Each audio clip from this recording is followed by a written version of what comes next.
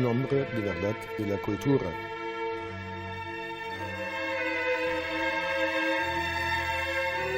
Un hombre grande, es decir, un hombre dialogante, conciliador, que siempre busca el consenso y los acuerdos antes que un pleito.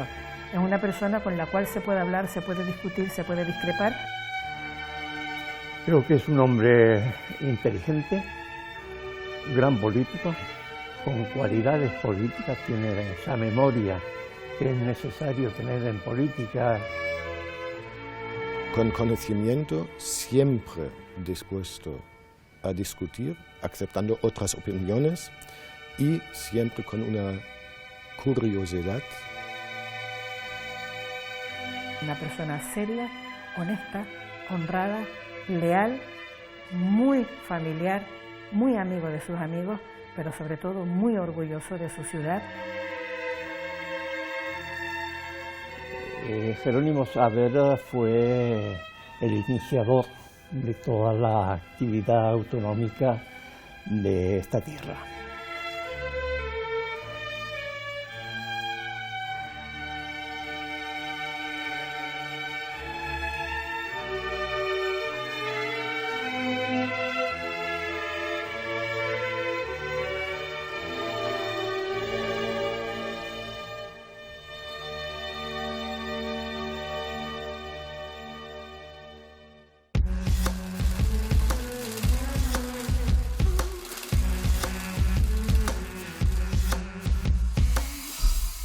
Si existiera un selecto club de personalidades respetadas en Canarias, uno de sus miembros de honor sería, sin duda, Jerónimo Saavedra.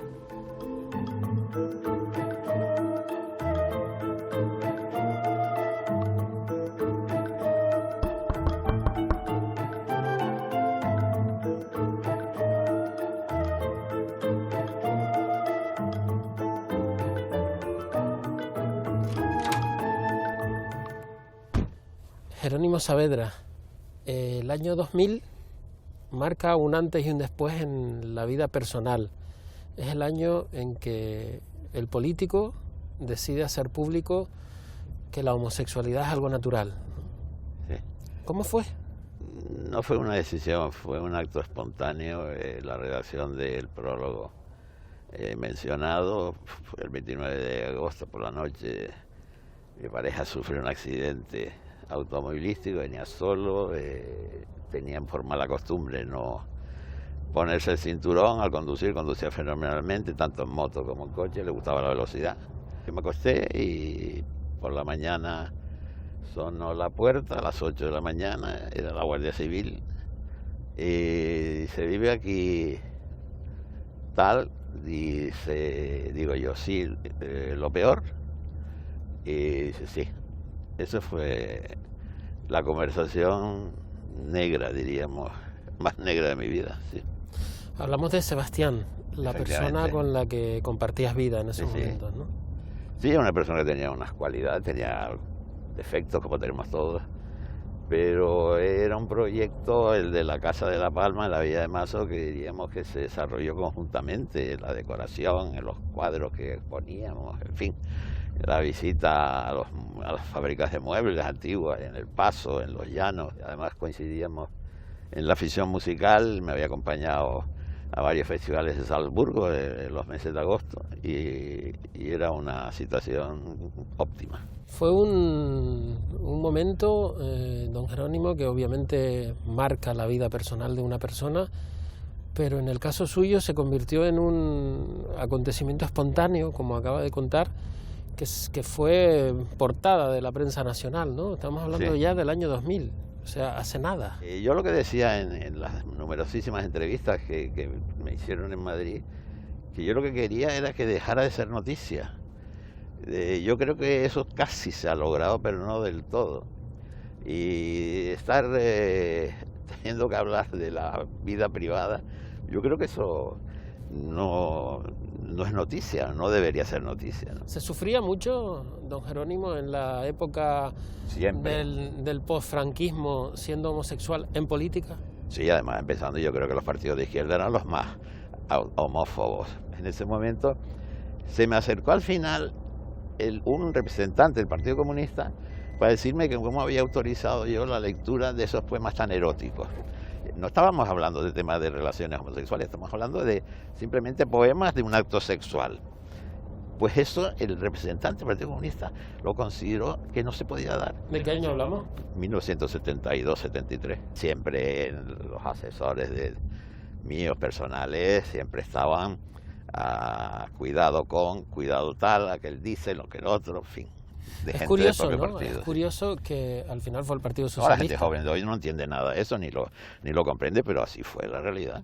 Te digo que es curioso que al final fue el Partido Socialista el que legalizó el matrimonio homosexual, sí, sí. Como en épocas pasadas, de puertas para adentro era todo, ¿no? Porque sí. De puertas para afuera ya era harina de otro costal. Sí, sí, sin duda. Bueno, yo incluso es una historia mucho más reservada, pero fue estrictamente política, siendo yo presidente. En el gobierno civil de Santa Cruz de Tenerife tuve una vez una conversación, no quiero entrar en persona interlocutora, y me dice que los archivos de la policía tenían fotografías de mi asistencia a una orgía. Y con menores, asombroso, ¿eh?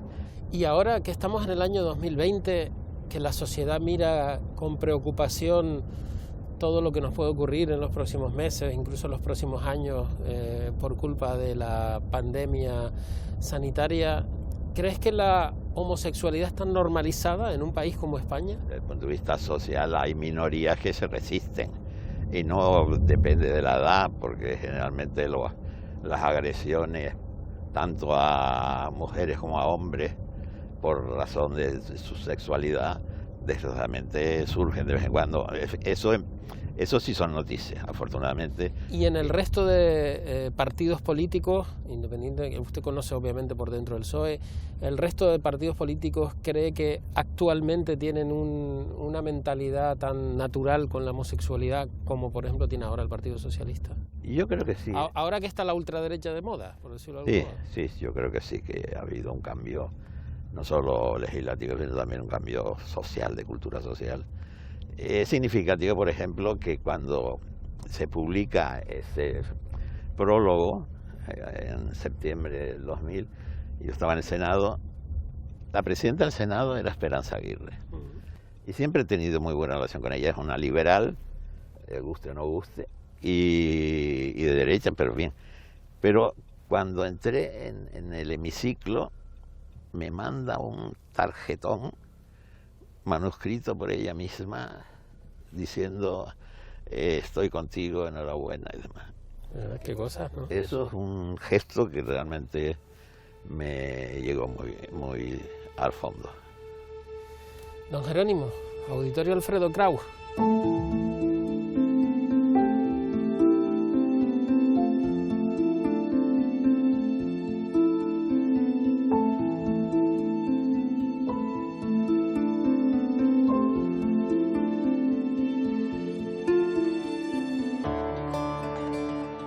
Jerónimo Saavedra Acevedo nació en Las Palmas de Gran Canaria en 1936.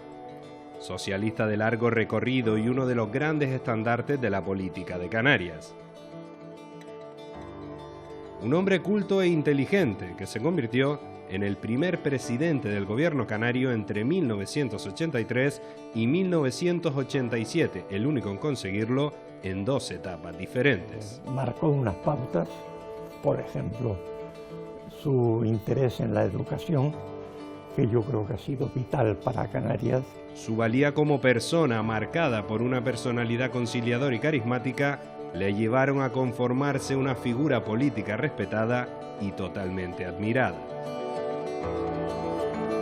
Jerónimo Saavedra tuvo el honor y la responsabilidad de convertirse en el ministro de Administraciones Públicas y Educación y Ciencia durante la legislatura de Felipe González. En su trayectoria política un gran momento, cuando el nacionalista Manuel Hermoso logró desalojar a Jerónimo Saavedra de la presidencia del gobierno de Canarias.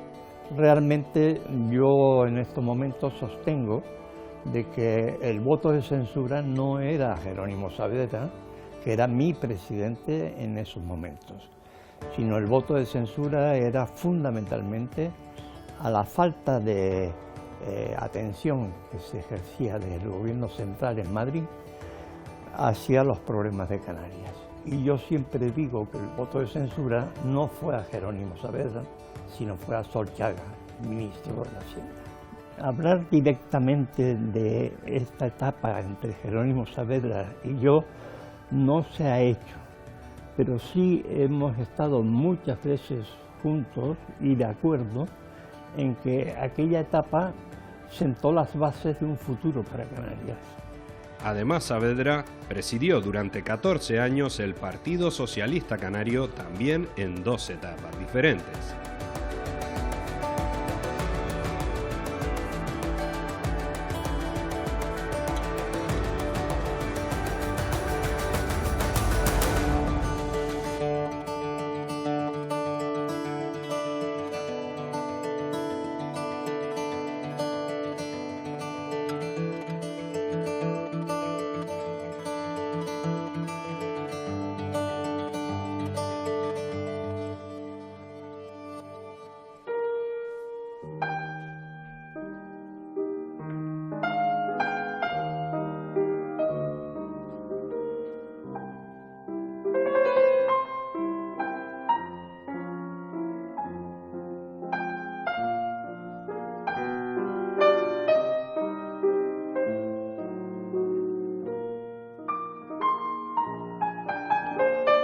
Don Jerónimo Saavedra, sala sinfónica del Auditorio Alfredo Kraus.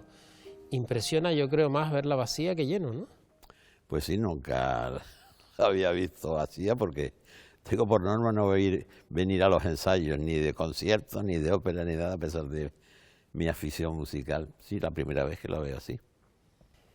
La colocación de la primera piedra del Auditorio Alfredo Kraus en Las Palmas de Gran Canaria fue lo que motivó el reencuentro entre Jerónimo Saavedra y Manuel Hermoso, después de la famosa moción de censura, porque usted es el único presidente de la historia de Canarias al cual le han presentado una moción de censura. ¿Cómo fue aquel día? Ah, pues sí, había tomado posesión de ministro de Administraciones Públicas el 13 de julio, y creo que el acto tuvo lugar el 20 y poco, y era el primer acto que yo celebraba como ministro en Canarias, y el presidente obviamente tenía que estar, que era Manuel Hermoso, y ahí están los papeles, los periódicos, las monedas y todas las cosas que se meten junto con la primera piedra, efectivamente. ¿No habían hablado desde la moción de censura? Creo que no.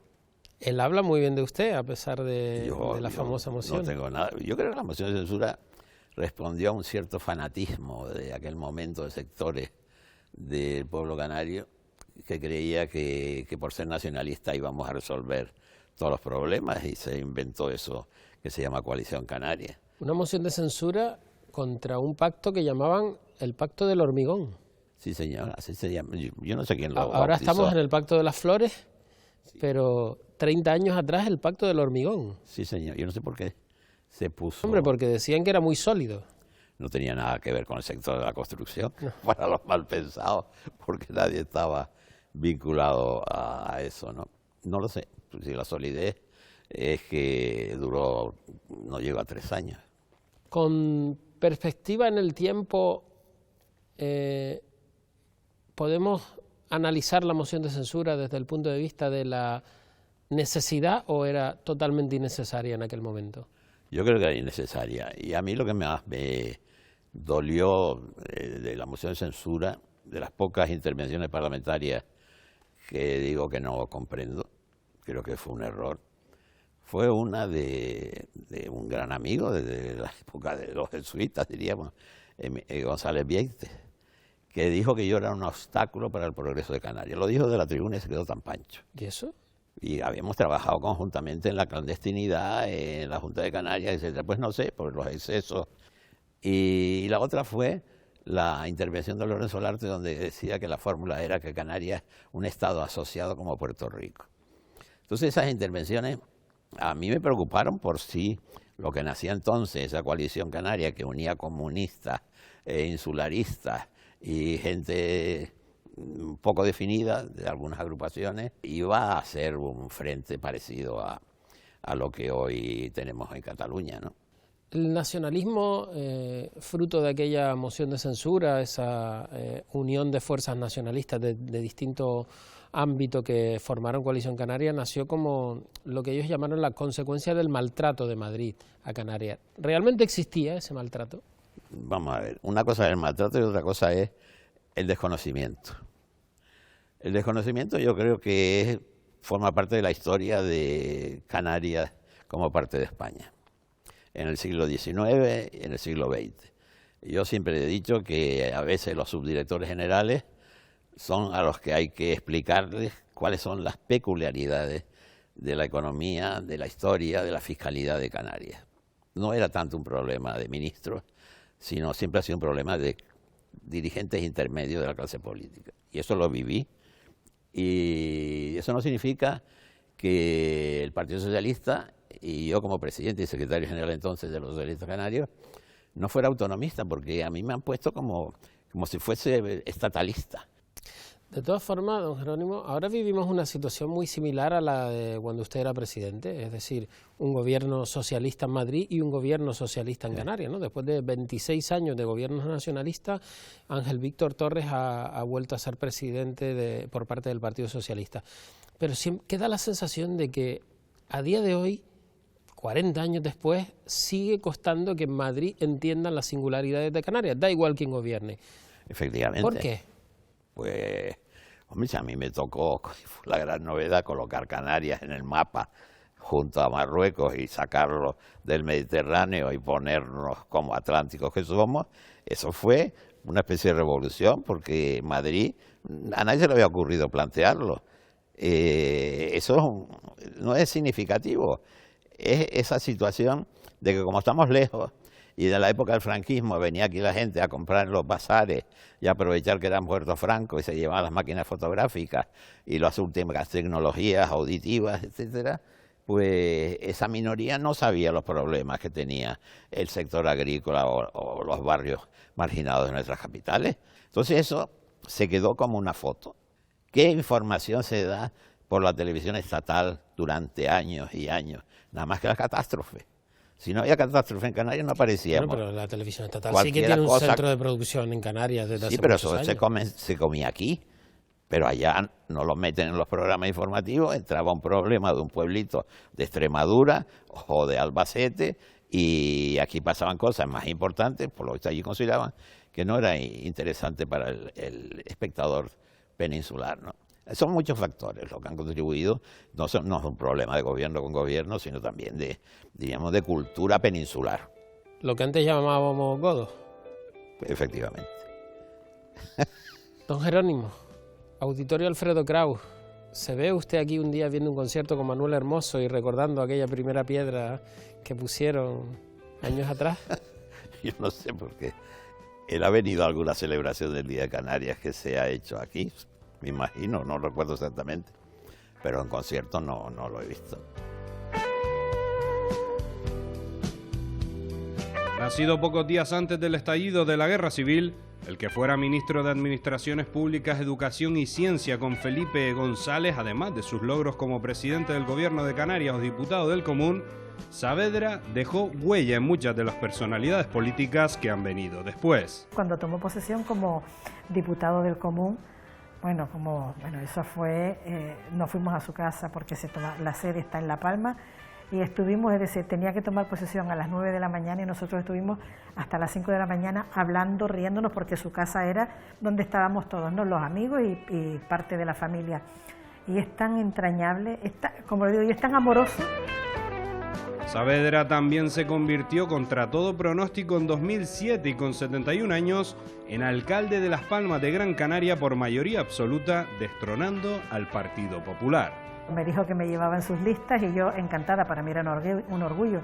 De hecho iba de número 12 en su lista y fue una campaña en la que claro, de Jerónimo se tenía una imagen de que no era una persona cercana, que no era una persona que tuviera el contacto directo con los ciudadanos y al contrario, todo el mundo vio que Jerónimo era la persona preparada, culta, que ha tocado todos los palos que se pueden tocar en política, pero que seguía siendo un ciudadano cercano. Solo un personaje como Jerónimo Saavedra, al que aún le restaba mucha carrera por delante, podía trasladar ese ímpetu a los ciudadanos.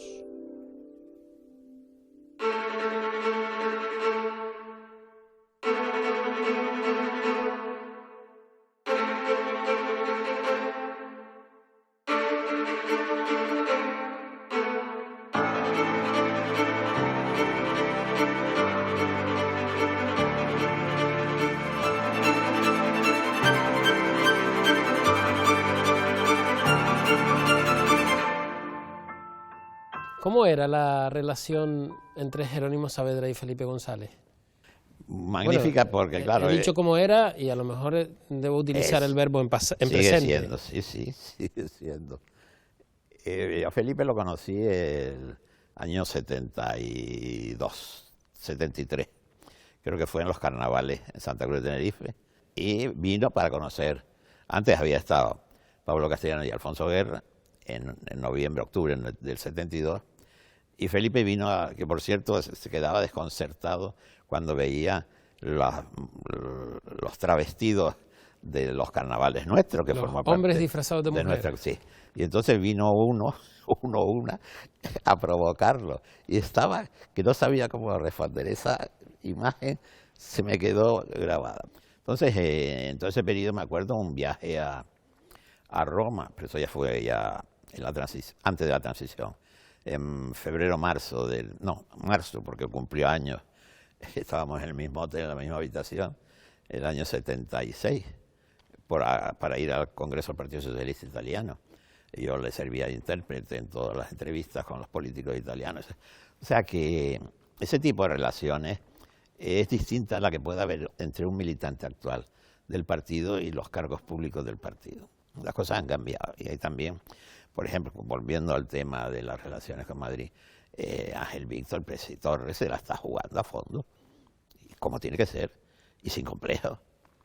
Yo diría, más incluso hay determinadas medidas que el gobierno ha tenido que adoptar. Ángel Víctor Torres se la está jugando a fondo, se refiere a que Ángel Víctor Torres está plantando una batalla a Madrid a pesar de ser del mismo partido. Exactamente, y además habrá muchos sectores del partido en Madrid o en el gobierno que les importa un bledo lo que le plantea Ángel Víctor Torres. Eso es lamentable decirlo, pero además siendo un gobierno de coalición, yo espero también que empujen los dos al mismo tiempo para comprender los problemas, no solo de la crisis económica que tenemos por vinculación al sector turístico, sino el problema migratorio, que es una cosa asombrosa. Si las migraciones siempre ha sido una tarea del Ministerio de Interior, corresponde al gobierno, pero el gobierno, por lo visto, el tema migratorio es como si no existiera.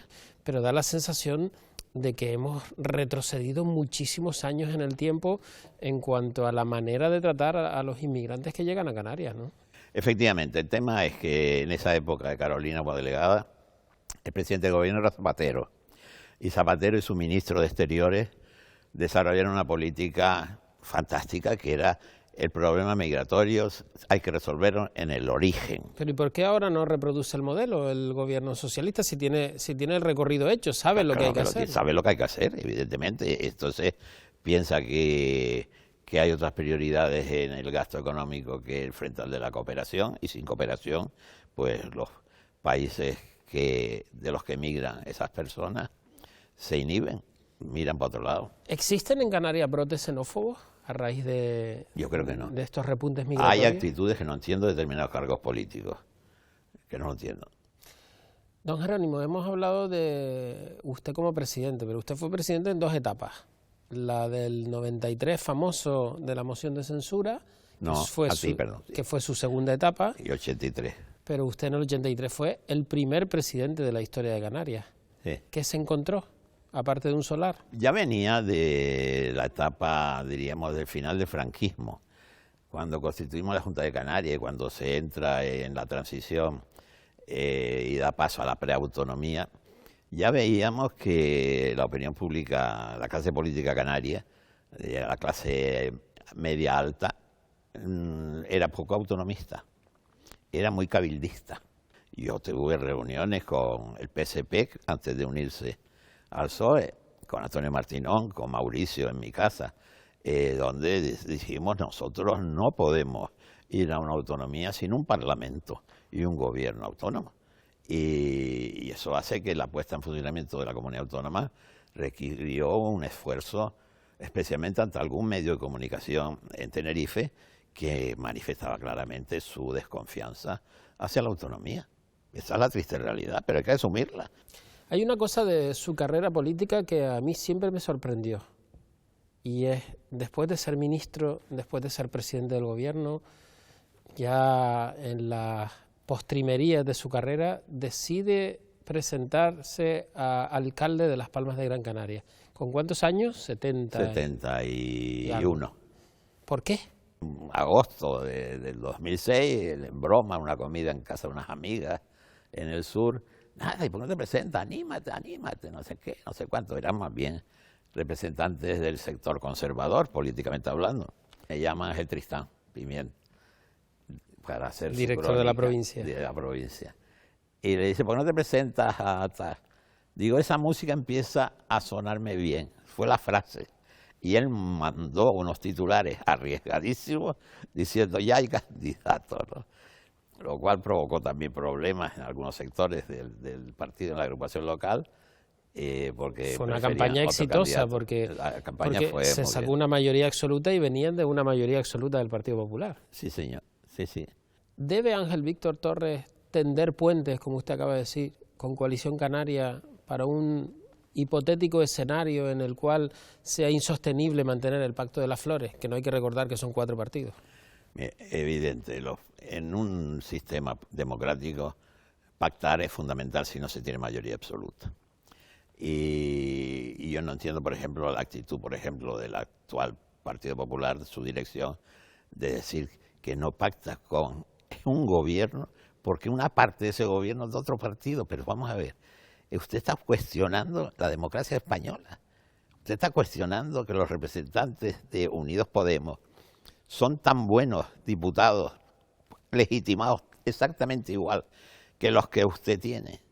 ¿Cómo es posible que se permita decir ante la opinión pública que estaría dispuesta a negociar los presupuestos, pero si se sale del gobierno? Eso es increíble. Si las urnas han funcionado correctamente, y en España afortunadamente nunca ha habido denuncias ni manipulaciones electorales, pues tú tienes que aceptar el resultado, te guste o no guste. Igual estoy diciéndolo para Vox.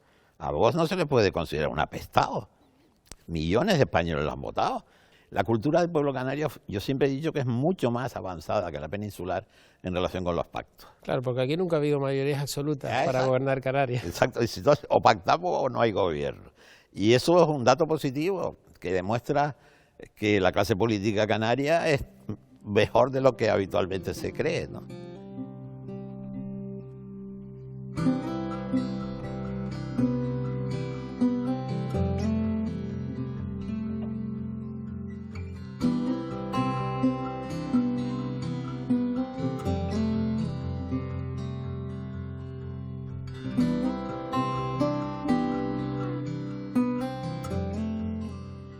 Hay que ver lo que eran las primeras comuniones en mi época, en el Colegio de los Jesuitas, el año 43 exactamente. No sé dónde fue, debió ser un concierto de Alfredo, probablemente fue el concierto que organizó el Ejército, era un programa de apertura del Ejército hacia el pueblo, hacia la ciudadanía, y vino el rey, estuvo a mi lado y me reí mucho porque sus conocimientos musicales no eran gran cosa.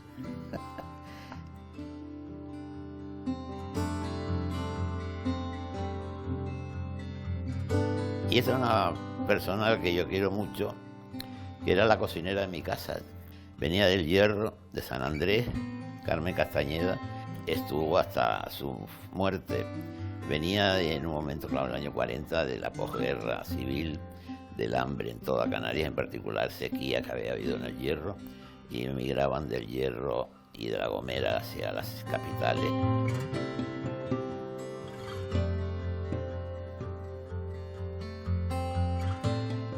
Frivolidades de los años de la Universidad de La Laguna, unos bailes en el antiguo Aeroclub, que eran las poquísimas oportunidades que La Laguna ofrecía en aquella época de los 50. Este es el primer gobierno en el que participé y este es el primerísimo de los gobiernos canarios. el año 83.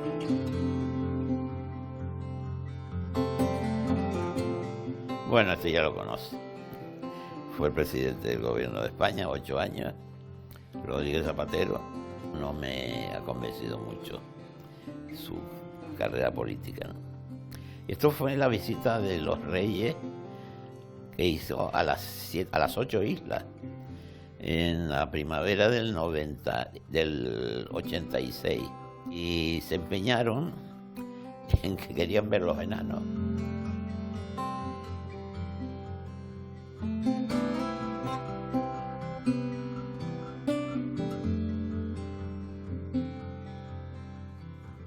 Esto era una cosa muy simpática. Cuando era presidente por segunda vez, Víctor Pablo Pérez, el director de la Orquesta Sinfónica de Tenerife, conociendo mis aficiones musicales, se inventó una entrega de premios, conciertos escolares, finales, en el Teatro Guimerá. Que venga aquí el presidente del gobierno canario. Yo voy allá, y de repente lo que me entrega es la batuta, poner las manos mías la batuta que dirija yo. Y empecé, y la orquesta respondió muy bien.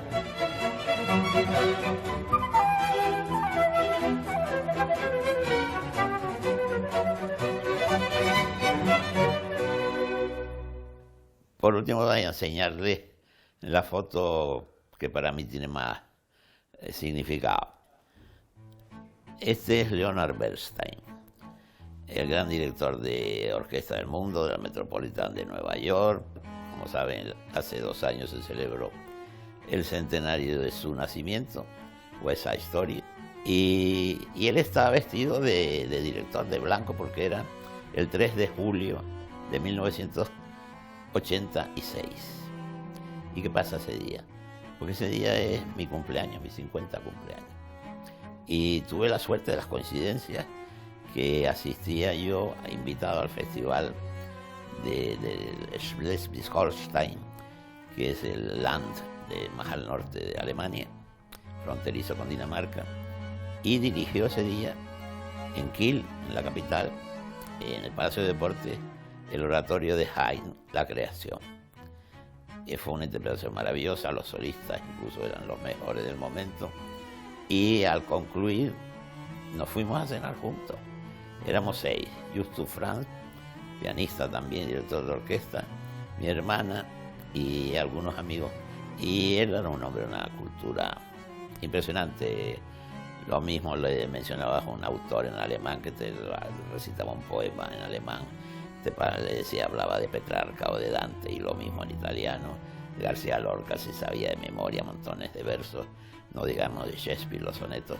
Y una cosa tremenda. Fue un recuerdo, y por eso quería subrayar esto de celebrarse los 50 años con uno de los grandes directores.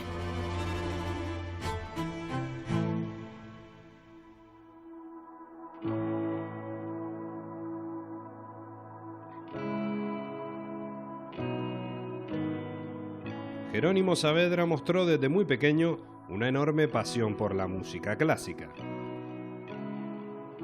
Desde la adolescencia cantaba en el coro de la Sociedad Filarmónica de Gran Canaria con el mismísimo Alfredo Kraus. Conozco a mucha gente que son muy enfocados en la pintura, en teatro hablado, pero en la totalidad no tanto, y por supuesto por su edad y su experiencia. Es muy habitual ver entrar a Jerónimo Saavedra por las imponentes puertas de este majestuoso auditorio. No hay nada para él como las notas de Mozart o Schubert, en su recuerdo, los veranos que se escapaba a Salzburgo, al país natal del genio Amadeus, para asistir a los festivales en memoria del genio austriaco. ¿Qué se hace con la experiencia, con la cantidad de óperas que ha visto, mirando una ópera ahora actual? En su apuesta encarecida por el arte, Saavedra creó los Premios Canarias de Arte, Patrimonio Histórico y Ciencias. Siempre se ha confesado admirador de Albert Camus o Mario Vargas Llosa. Y interés para otras personas y otros ámbitos culturales. Y no sé cuántas veces yo hablé con él sobre el Festival de Salzburgo, sobre el Teatro Real, por supuesto. Jerónimo Saavedra es un masón reconocido. Se inició en 1989 en la masonería, donde conoció de su existencia por cuestiones familiares. Este año el reconocimiento al excelente masón del 2016 recae sobre todos los hermanos de Canarias y especialmente en el respetable hermano Jerónimo Saavedra. Hermanos todos, una sorpresa. Y hablo en nombre de todos los hermanos de Canarias. Saavedra ha impartido numerosos seminarios sobre masonería, de la cual existen miles de teorías conspirativas, gran parte de ellas surgidas a raíz del secretismo de sus miembros.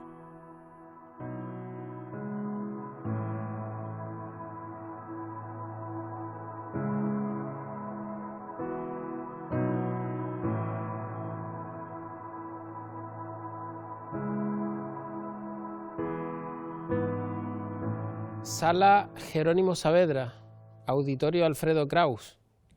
Ya debe ser un honor importante tener una sala con su nombre en el Auditorio Alfredo Kraus, ¿no? Pues sí, la verdad que para mí, por mis aficiones culturales, pues el máximo reconocimiento que he tenido. ¿Por qué es tan importante la música clásica en la vida de Jerónimo Saavedra? No la música clásica, toda la música. Ojo, porque a veces creen que yo no sé lo que es el rap. ¿Ah, sí? Yo era un fanático de los Beatles y de los Rolling, en fin, cada época he seguido con interés la evolución tanto de la canción popular como de la música clásica. Pero siempre ha estado públicamente presente la música, especialmente la música clásica en la vida de Jerónimo Saavedra, ¿no? Salzburgo es una ciudad muy importante. No solo Salzburgo, porque yo he estado en todos los festivales, Aix-en-Provence, Salzburgo, el propio de Múnich, el de Bayreuth, y en todos combinaba, empezaba en uno conectado con el siguiente, ¿no? Yo creo que los festivales son la consagración máxima y la oportunidad en la que puedes encontrar en pocos días lo mejor del mundo. ¿Cuándo y cómo nace la afición? Pues en el colegio, yo creo que ya antes de empezar el bachillerato, por ahí, me metieron en el coro del Colegio de los Jesuitas y me nombraron solista, tenor solista de los 4 que estábamos en el Colegio de los Jesuitas. A mí me tocaba las Ave Marías de Schubert y de Gounod, y también canté en la época de Alfredo Kraus en la misa de Navidad. ¿Y Jerónimo Saavedra, aparte de aficionado, canta, actúa, toca algún instrumento? No, instrumento ninguno, pero cantar sí, he cantado en el coro de la Sociedad Filarmónica, me acuerdo el Aleluya del Mesías de Händel, estoy hablando de los años 52, 53, cuando estaba en quinto, sexto, séptimo de bachillerato. ¿Y en la ducha tampoco canta ahora? En la ducha no, nunca. En la ducha y ante el espejo cuando me afeito, pienso. Es el momento en que busco, curioso, los temas de una intervención en un meeting o en esos actos de masas, y digo, ¿qué voy a decir yo aquí? ¿Cómo voy a enfocarlo? Eso afectando. Aunque últimamente me han contado que se ha aficionado en Netflix. Sí, la pandemia, la alarma, pues lleva a una persona que vive solo a tener que llenar las horas, y no todo es lectura, sino también ver las series, y por lo menos me he permitido también, no solo por Netflix, sino por otras cadenas, cubrir un agujero cultural que yo tenía, que es la historia del cine desde que llegó la democracia a España, porque entonces yo iba siempre. Me sabía todo el cine italiano, francés, americano, pero al dedicarme a la política se acabó. Y he empezado a ver, bueno, yo El Padrino lo he visto casi con el estado de alarma, yo antes no había podido, no disponía de tiempo para verme Los 3 Padrinos. ¿Y qué está viendo Jerónimo Saavedra ahora en Netflix? Estoy viendo una serie danesa muy interesante, muy política, Borgen, y la han vuelto a... ¿De yo qué no va? había visto. Y es pura política en Dinamarca y es interesantísima desde muchos puntos de vista. Muchos problemas que hoy vive España, parece que está hecha hoy. Don Jerónimo, la masonería ha sido otro de los aspectos fundamentales en su vida, ¿no? Además es una materia de la cual normalmente se habla poco, pero también de la que usted nunca ha tenido el más mínimo reparo de contar. Efectivamente. A mí, cuando la democracia llegó, me acuerdo que el primero que me habló de la masonería, porque yo no tenía ni idea, como era obvio, habiendo sido perseguida de la guerra civil y el franquismo, piensa que hay una ley del año 40 contra la masonería y el comunismo. Por lo visto, el resto de organizaciones no eran peligrosas. Entonces la masonería me llega por Juan Rodríguez Doreste, compañero histórico socialista, antes de ser alcalde, y me habló en varias ocasiones. Yo no sé si tenía miedo o qué. Ya el empujón, cuando se produce, es en el año 89, después de haber sido presidente. Fíjense cómo eran las cosas, que para que no se supiera o para protegerme por entender que podría perjudicarme en la vida política, yo me inicié en una logia en Lisboa. Qué curioso. El año 89. ¿Y por qué es tan enigmática la masonería? ¿Por qué porque está rodeada siempre de ese halo de misterio? Históricamente siempre ha sido un movimiento progresista de los grandes protagonistas de las corrientes de pensamiento de la Ilustración. Todo movimiento de progreso, de tolerancia, de apertura a lo que piensan los demás, respetando a los demás, con plena libertad. Hay que creer, no se puede ser agnóstico y masón, pero se puede creer en cualquiera de las religiones. Y el resto de los partidos políticos ni se puede hablar, no se puede mencionar ninguna cuestión en los trabajos en logia. ¿Y cómo es una reunión de masones? Pues un acto, una reunión colectiva con arreglo a unas reglas litúrgicas heredadas, muchas de ellas del siglo XVIII, cuando se funda en 1717 en Londres, y es secreto lo que transcurre allí. Político de izquierdas, masón, homosexual, aficionado a la música. Jerónimo Saavedra es un... Música y teatro y cine y artes plásticas. Digo que Jerónimo Saavedra es un personaje curioso, ¿no? Bueno, yo cuando se viven 84 años has tenido tiempo de no perder el tiempo. Pues te voy a confesar una cosa, con la alarma, esta dichosa, uno ha tenido que estar solo. Y cuando tienes 84 años te das cuenta que el mejor descanso que te está pidiendo el cuerpo es la nada. Cuando digo la nada, es no pensar en nada, no moverte para nada y que el tiempo transcurra. Eso es un relax. ¿Confía usted en las nuevas generaciones? Sin ninguna duda, total. Además creo que me gustan más las generaciones de menos de 40 que los que están entre 40 y 60. ¿Por qué?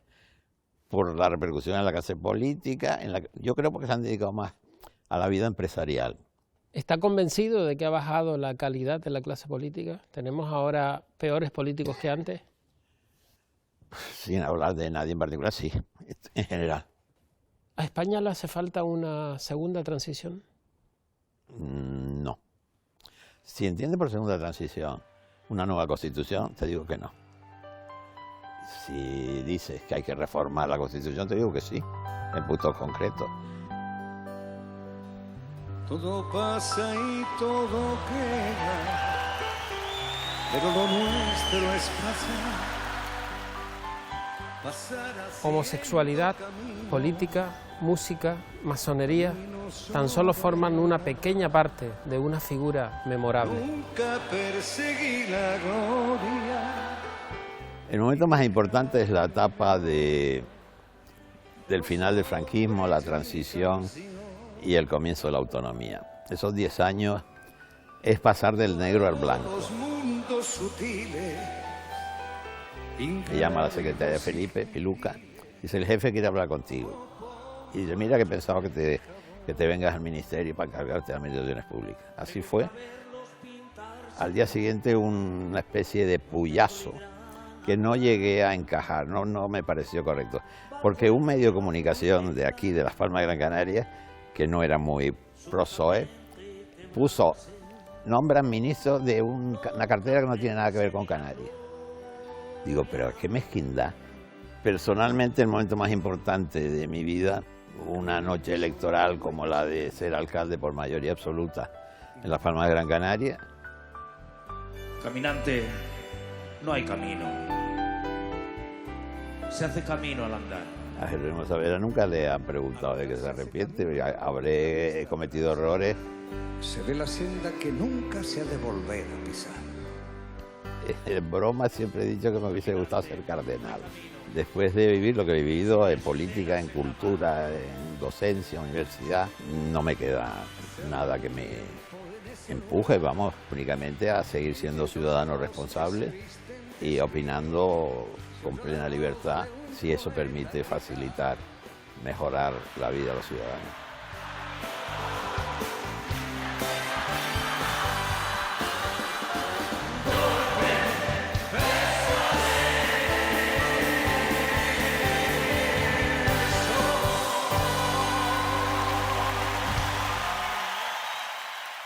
So you see what I've been telling you.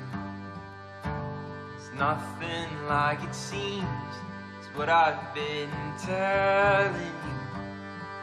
Oh, you'd learn what I mean if you came